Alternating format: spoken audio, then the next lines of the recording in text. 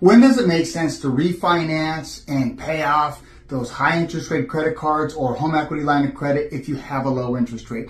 I want to talk to you about a concept real quick, and I kind of give this fun little diagram, and it's the average cost of funds. What's the average cost of funds when you blend all the interest rates together of all the debt you have?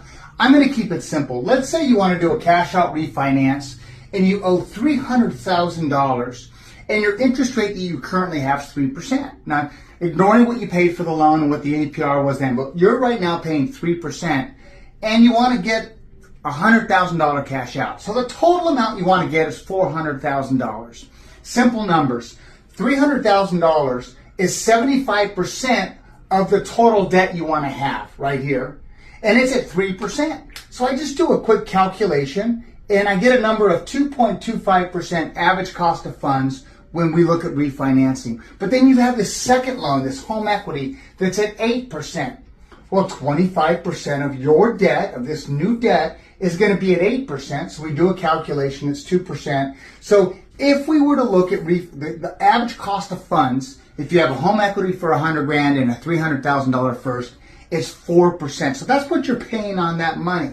And you have to look at that because if we're refinancing at 6.18%, would it make sense?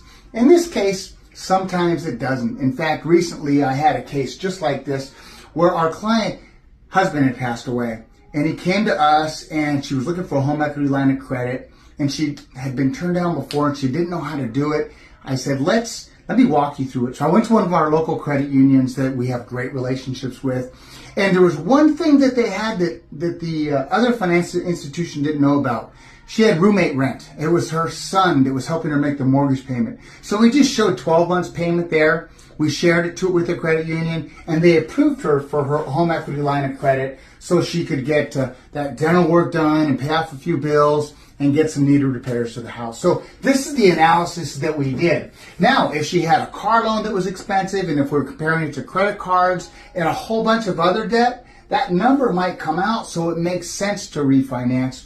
Or let's say you have a more expensive 3.5%, 4% first mortgage. So that's how you look at, one of the things we look at when it comes to making sense whether to refinance if you have a low interest rate. I hope this is informative. We're so proud to help clients out, whether we do the loan or one of our financial institutions we're friends with. Give us a call. We'll walk you through that and make sure you make the best decision for your overall long-term financial health. Take care.